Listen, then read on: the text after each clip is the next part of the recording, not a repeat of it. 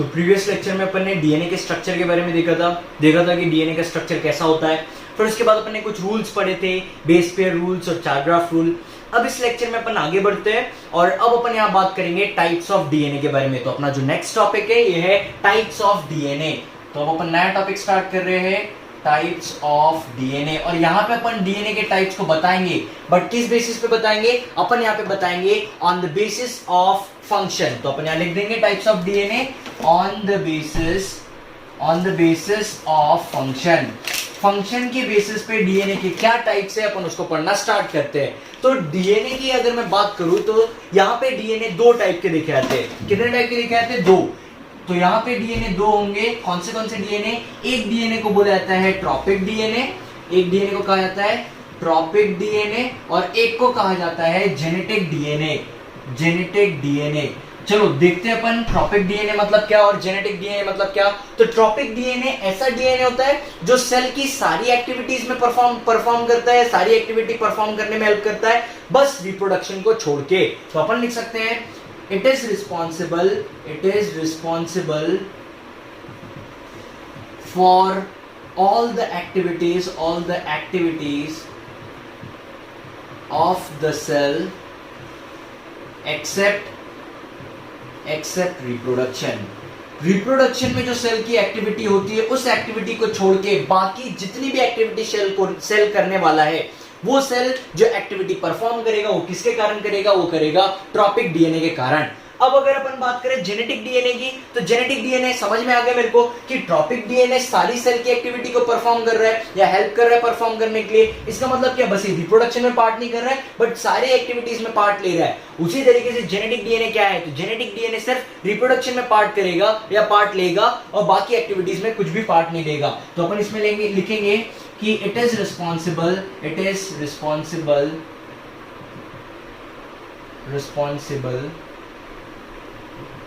only in reproductive process। तो ये जो जेनेटिक डीएनए सिर्फ रिप्रोडक्टिव प्रोसेस में अपने क्या करेगा? एक्टिविटीज को शो करेगा। तो इसी तरीके से यहाँ पे अपन ने देख लिया है कि डीएनए जो है इसके दो टाइप्स हो सकते हैं। किस बेसिस पे? फंक्शन की बेसिस पे कि क्या फंक्शन है डीएनए का। अगर डीएनए सारी सेल एक्टिविटीज को परफॉर्म करता है रिप्रोडक्शन की एक्टिविटी को छोड़ के तब इसको बोलेंगे अपन ट्रॉपिक डीएनए। और अगर सिर्फ डीएनए ऐसा डीएनए जो सिर्फ और सिर्फ रिप्रोडक्टिव प्रोसेस में हेल्प कर रहा है या फिर उस पर्टिकुलर प्रोसेस में एक्टिवली परफॉर्म कर रहा है तो उस टाइप के डीएनए को बोलेंगे अपन जेनेटिक डीएनए। तो एक सबसे बेस्ट एग्जांपल अपन समझते हैं ऑर्गेनिज्म का जिसके पास ट्रॉपिक डीएनए भी है और जेनेटिक डीएनए भी है। तो चलो अब अपन एक एग्जांपल देखेंगे। यहां पे एक एग्जांपल है पैरामीशियम। पैरामीशियम जो है ये पैरामीशियम एक बहुत अच्छा एग्जांपल है इस ट्रॉपिक डीएनए और जेनेटिक डीएनए को समझने के लिए। तो पैरामीशियम के पास क्या होता है? तो पैरामीशियम के पास दो न्यूक्लियाई पाई जाती है। इसके पास दो न्यूक्लियाई होते हैं। कौन सी न्यूक्लियाई होती है? एक होती है मैक्रोन्यूक्लियाई और एक होता है माइक्रोन्यूक्लियाई। तो पैरामीशियम जो ऑर्गेनिज्म है इस ऑर्गेनिज्म में दो डिफरेंट टाइप की न्यूक्लियाई देखी जाती है। एक होती है मैक्रोन्यूक्लियाई और एक होती है माइक्रोन्यूक्लियाई। अगर मैं बात करूं मैक्रोन्यूक्लियाई की, तो मैक्रोन्यूक्लियाई में वो वाला डीएनए होता है जो क्या करता है? सेल की एक्टिविटीज परफॉर्म करने में हेल्प करता है। मतलब मैं कह सकता हूं कि मैक्रोन्यूक्लियाई में ट्रॉपिक डीएनए पाया जाता है। तो यहां लिख दूंगा मैं ट्रॉपिक डीएनए पाया जाता है। और अगर मैं बात करूं माइक्रोन्यूक्लियाई की, तो माइक्रोन्यूक्लियाई में डीएनए का ऐसा पार्ट रहता है जो क्या करता है? जो पर्टिकुलरली एक्टिवली सही तरीके से रिप्रोडक्टिव प्रोसेस में हेल्प करता है। तो यहां मैं लिख दूंगा माइक्रोन्यूक्लियाई में क्या प्रेजेंट है? माइक्रोन्यूक्लियाई में जेनेटिक डीएनए प्रेजेंट है। तो ये इंपॉर्टेंट है, बहुत अच्छा एग्जांपल है ट्रॉपिक डीएनए और जेनेटिक डीएनए को समझने के लिए। तो यहां पे अपन ने डीएनए के सबसे पहले डीएनए के दो टाइप्स पढ़ लिए, ट्रॉपिक डीएनए और जेनेटिक डीएनए। किस बेसिस पे? फंक्शन के बेसिस पे। तो अब अपन यहाँ पे डीएनए का अगला टाइप पढ़ेंगे, बट अब यहाँ पे कुछ दूसरा बेसिस होगा। क्या बेसिस है? तो यहाँ पे जो बेसिस है जिसके बेसिस पे अपन डीएनए को अलग अलग टाइप्स में डिवाइड कर रहे हैं वो है कि एक टर्न में कितने बेस पेयर्स है और कॉइलिंग किस तरीके से हुई है। तो चलो अब अपना है types of DNA but basis अलग हो गया। यहाँ पे पहले लिखेंगे on the basis of number of base pairs per turn and coiling, उसमें कॉइलिंग किस तरीके से हुई है।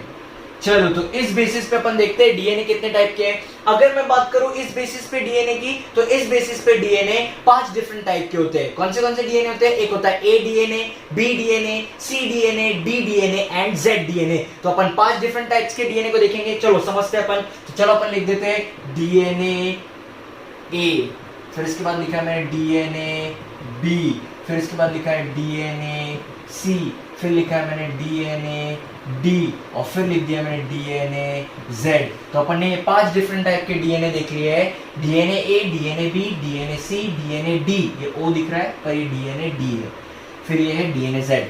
अब अपन यहाँ पे सबसे पहली चीज जो अपन इन सब डीएनए में देखने वाले हैं, वो सबसे पहले देखेंगे अपन नंबर ऑफ बेस पेयर्स पर टर्न। तो सबसे पहला अपन जो कैरेक्टर देख रहे हैं वो क्या है? सबसे पहला कैरेक्टर है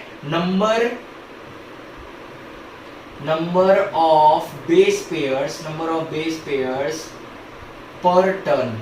इसका मतलब क्या? एक टर्न में कितने बेस पेयर्स है? तो सबसे पहले ए डीएनए में टोटल 11 बेस पेयर्स होते हैं एक टर्न में, बी डीएनए में टोटल 10 बेस पेयर्स होते हैं एक टर्न में, सी डीएनए में एक इंटरेस्टिंग तुम लोग को फिगर दिखेगा यहाँ पे जो है वो है 9.33। अब तुम लोग सोच रहे होंगे मैंने 9.33 क्यों लिखा है? इसका मतलब ये है कि 9 कंप्लीट बेस पेयर्स है, बट उसके बाद जो अगला जो बेस पेयर था उसका सिर्फ 0.33% पार्ट प्रेजेंट है, इसलिए इसको लिखा है 9.33। फिर इसके बाद जो डी डीएनए होता है, इस डी डीएनए में 8 बेस पेयर्स होते हैं एक टर्न में, और लास्ट वाला जेड डीएनए में इसमें टोटल 12 बेस पेयर्स होते हैं एक टर्न में। तो अगर अपन बात करें ऐसे डीएनए की जिसमें सबसे ज्यादा बेस पेयर्स पाए जाएंगे एक टर्न में, तो वो डीएनए हो जाएगा अपना जेड डीएनए। इस डीएनए में सबसे ज्यादा बेस पेयर्स पाए जाएंगे अपने एक टर्न में। और अगर अपन बात करें ऐसे डीएनए की जिसमें एक टर्न में सबसे कम डीएनए बेस पेयर्स है, तो वो वाला डीएनए हो जाएगा अपना डी डीएनए।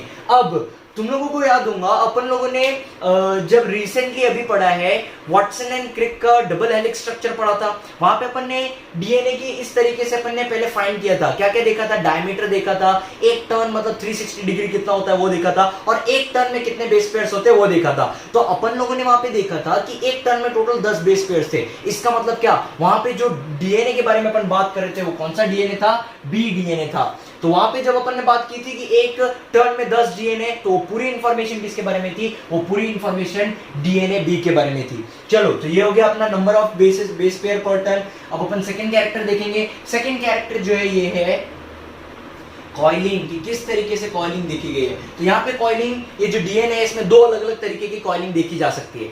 एक होती है राइट हैंडेड कॉइलिंग और एक होती है left handed coiling. Right handed coiling को अपन क्लॉकवाइज कॉइलिंग भी बोल सकते हैं, और लेफ्ट हैंडेड कॉइलिंग को अपन काउंटर क्लॉकवाइज कॉइलिंग कह सकते हैं। तो डीएनए ए में राइट हैंडेड कॉइलिंग होती है, राइट हैंडेड कॉइलिंग, या फिर इसको अपन बोल सकते हैं क्लॉकवाइज कॉइलिंग।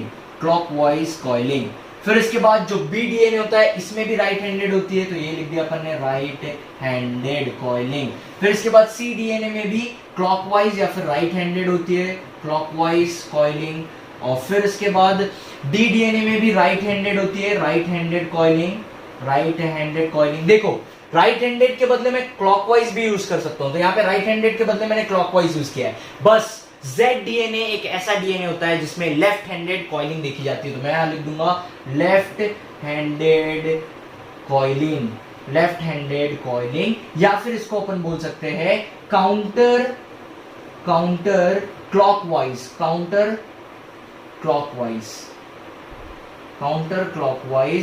कॉइलिंग। तो ये हो गए अपने 5 डिफरेंट टाइप्स के डीएनए। किस बेसिस पे?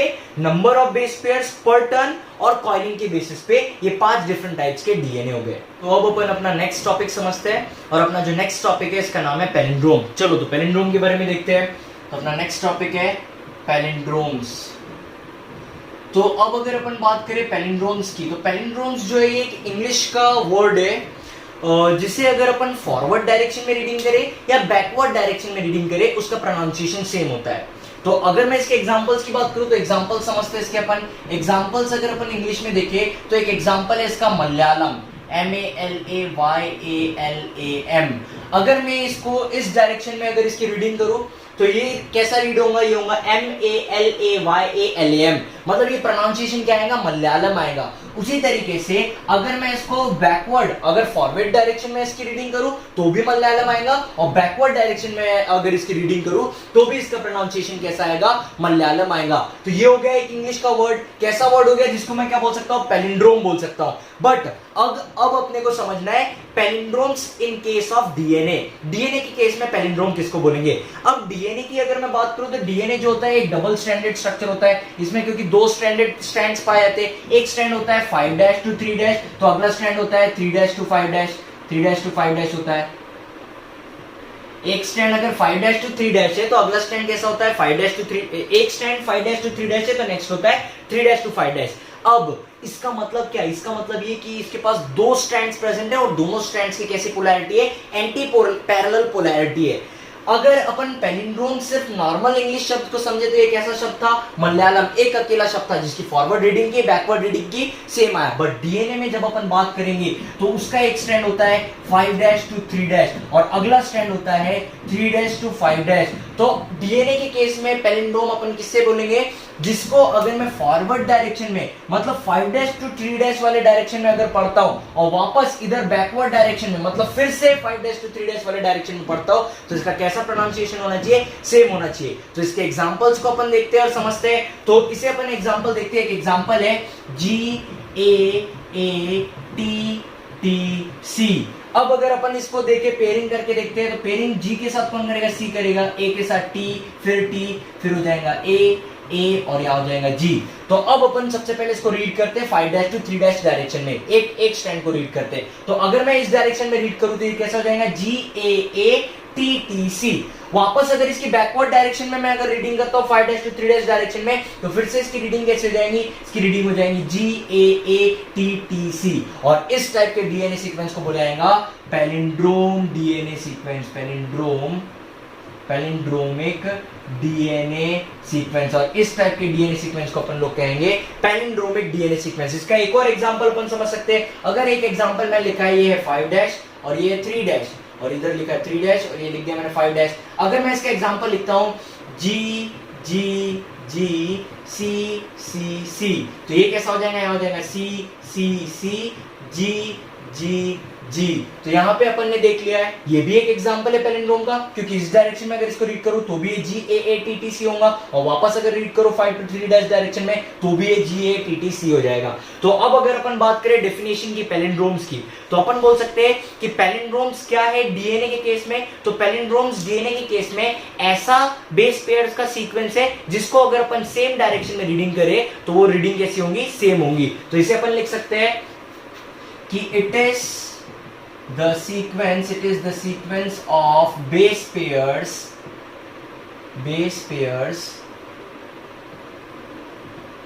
present on the strands of DNA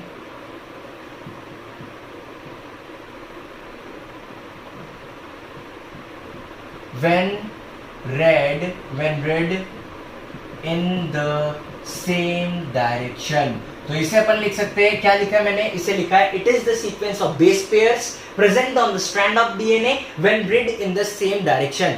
तो देखो डायरेक्शन तो डिसाइड करना पड़ेगा। क्यों डायरेक्शन डिसाइड करना पड़ेगा, क्योंकि स्ट्रैंड्स जो है, एक स्ट्रैंड है 5' to 3' और अगला स्ट्रैंड है 3' to 5'। इसे ही अपन बोलते हैं एंटी पैरेलल पोलैरिटी। इसके कारण अगर मैं इसको फॉरवर्ड रीडिंग करता हूं तो उधर से मेरे को क्या करना पड़ेगा, बैकवर्ड रीडिंग करना पड़ेगा। और अगर फॉरवर्ड और बैकवर्ड रीडिंग करूं तो डायरेक्शन कैसा हो जाएगा, डायरेक्शन भले ही अपने को अपोजिट दिख रहा है, ये उस तरफ दिख रहा है, ये इस तरफ दिख रहा है, बट स्ट्रैंड्स का डायरेक्शन कैसा हो जाएगा, इस स्ट्रैंड का हो जाएगा 5' to 3' और वापस पढ़ते वक्त भी 5' to 3' हो जाएगा। इसीलिए मैंने यहाँ पे सेम डायरेक्शन लिखा है। तो ये हो गया अपना अगला टर्म जिसे बुलाता है पैलिंड्रोम्स। तो अब अपन दो इंपॉर्टेंट टर्म समझते हैं, एक है डीनेचुरेशन और एक है रीनेचुरेशन। तो चलो अपन समझते हैं इसके बारे में कि डीनेचुरेशन और रीनेचुरेशन मतलब होता क्या है। तो अपन सबसे पहले देख रहे हैं डीनेचुरेशन। अब अगर मैं बात करूं डीनेचुरेशन की तो डीनेचुरेशन एक ऐसी प्रोसेस है जिसमें अगर मैं डीएनए मॉलिक्यूल को हीट करता हूं एक पर्टिकुलर टेम्परेचर पे तो क्या होगा, जैसे मैं डीएनए मॉलिक्यूल को एक पर्टिकुलर टेम्परेचर पे हीट करूंगा तो उसके बीच में जो अपन ने देखा है कि ये डीएनए मॉलिक्यूल है, ये उसका एक स्ट्रैंड हो गया, ये दूसरा स्ट्रैंड हो गया, और दो स्ट्रैंड्स के बीच में हाइड्रोजन बॉन्ड्स प्रेजेंट रहते हैं नाइट्रोजनस बेसिस के बीच में। तो अगर मैं डीएनए मॉलिक्यूल को हीट करता हूं एक पर्टिकुलर टेम्परेचर पे, तो वो जो हाइड्रोजन बॉन्ड्स दो नाइट्रोजन बेसिस के बीच में प्रेजेंट है वो बॉन्ड ब्रेक हो जाएंगे और वो स्ट्रैंड सेपरेट हो जाएगा। तो अपन क्या लिख सकते हैं डीनेचुरेशन में, इसमें लिख सकते हैं अपन, if we heat the DNA molecule, if we heat the DNA molecule at a particular temperature, at a particular temperature, then the hydrogen bond breaks and two strands get separated। तो अगर DNA molecule को एक particular temperature पे heat किया जाता है तो उसके नाइट्रोजनस बेसिस के बीच में जो हाइड्रोजन बॉन्ड प्रेजेंट है वो ब्रेक हो जाएंगे और दो स्ट्रैंड अलग हो जाएंगे। तो ये जैसे अगर एक डीएनए मॉलिक्यूल है, ये डीएनए मॉलिक्यूल है, और इस डीएनए मॉलिक्यूल को मैंने क्या कर दिया, हीट कर दिया, तो हीट करने के बाद इसका एक स्ट्रैंड अलग हो जाएगा और दूसरा स्ट्रैंड अलग हो जाएगा। ये हो गया डीनेचुरेशन। अब अगर मैं बात करूं रीनेचुरेशन की, तो नाम से ही समझ में आ रहा है, अपन ने देखो ऊपर क्या किया, अभी अपन ने देखा कि डीएनए मॉलिक्यूल को हीट किया एक पर्टिकुलर टेम्परेचर पे, तो डीएनए जो दो हाइड्रोजन बॉन्ड्स के थ्रू उसके दो स्ट्रैंड जुड़े हुए, ये दोनों स्ट्रैंड सेपरेट हो गए क्योंकि हाइड्रोजन बॉन्ड ब्रेक हो गया। रीनेचुरेशन का मतलब होता है कि अगर अपन एक पर्टिकुलर टेम्परेचर पे इस डीएनए मॉलिक्यूल को कूल करते हैं तो क्या होगा, वापस से हाइड्रोजन बॉन्ड फॉर्म हो जाएंगे और ये जो दो स्ट्रैंड्स अलग अलग हुए थे ये वापस हाइड्रोजन बॉन्ड बना के पास आ जाएंगे। तो चलो इसमें अपन लिख सकते हैं कि if we cool the DNA at a given temperature, then the hydrogen bonds will form between the nitrogenous bases, and then the DNA, double stranded DNA will be formed, and then the dsDNA will be formed। तो ये होता है denaturation और renaturation. तो अगर मैं बोलूंगा कि अगर मैं इसको क्या करता हूं, कूल करता हूं, तो कूल करने के बाद ये जो डीनेचर्ड डीएनए था ये वापस क्या हो जाएगा, ये वापस डीएसडीएनए बन जाएगा, दैट इज ये वापस डबल स्ट्रैंडेड डीएनए बन जाएगा। तो वो अपन लास्ट टॉपिक पढ़ रहे हैं डीएनए से रिलेटेड, और इस टॉपिक का नाम है हाइपरक्रोमैटिक इफेक्ट। तो चलो अपन समझते हैं व्हाट इज हाइपरक्रोमैटिक इफेक्ट। हाइपरक्रोमैटिक इफेक्ट, तो हाइपरक्रोमैटिक इफेक्ट क्या होता है इसे समझते हैं अपन। तो ऐसा देखा गया है कि जो नॉर्मल डीएनए है, नॉर्मल डीएनए पे अगर अपन यूवी रेडिएशंस डालते हैं तो उसमें जो प्यूरिन्स और पिरिमिडिन्स है वो बहुत कम मात्रा में उस यूवी रेडिएशंस को एब्जॉर्ब करते हैं। ऐसा देखा गया है कि नॉर्मल डीएनए पे अगर अपन ने यूवी रेडिएशंस डाला तो उसमें जो प्यूरिन्स और पिरिमिडिन्स है वो बहुत कम मात्रा में या लेस अमाउंट में यूवी रेडिएशंस को एब्जॉर्ब करते हैं। बट अगर एक डीनेचर्ड डीएनए में, मैंने एक डीनेचर्ड डीएनए लिया और उस डीनेचर्ड डीएनए में यूवी रेडिएशंस डाला, तो यूवी रेडिएशंस डालने के बाद ऐसा देखा जाता है कि maximum amount of UV radiations वो डीनेचर्ड डीएनए एब्जॉर्ब कर लेता है। तो चलो अपन ये लिखेंगे, फर्स्ट पॉइंट क्या कि नॉर्मल डीएनए की अगर अपन बात करें तो नॉर्मल डीएनए पे अगर मैंने यूवी रेज डाला है तो क्या होगा, अपन लिखेंगे यहाँ पे कि purines and pyrimidines will absorb very less UV radiations। तो अगर नॉर्मल डीएनए पे यूवी रेज डाले हैं तो यूवी रेज डालने के कारण नॉर्मल डीएनए पे क्या होगा, उसके प्यूरिन्स और पिरिमिडिन्स यूवी रेज को एब्जॉर्ब करेंगी, बट बहुत कम क्वांटिटी में यूवी रेज को एब्जॉर्ब करेंगी। बट अगर अपन नॉर्मल डीएनए के बदले कैसा डीएनए लेते हैं, डीनेचर्ड डीएनए लेते हैं। डीनेचर्ड डीएनए मतलब क्या, अगर मैं एक ऐसा डीएनए लेता हूं जिसके दोनों स्ट्रैंड सेपरेटेड है, और कैसे सेपरेटेड है, इसको पर्टिकुलर टेम्परेचर पे हीट करने पे, तब अगर अपन इस पे यूवी रेडिएशंस डालते हैं तो ऐसा देखा गया है कि ये ज्यादा अमाउंट में क्या कर लेता है, यूवी रेडिएशंस को एब्जॉर्ब कर लेता है। तब अपन इसमें लिख सकते हैं कि purines and pyrimidines will absorb more UV radiations। तो यहाँ पे अपन ने सबसे पहला न्यूक्लिक एसिड कंप्लीट कर लिया है जिसका नाम है डीएनए, जिसे अपन डीऑक्सी राइबो न्यूक्लिक एसिड भी बोल सकते हैं।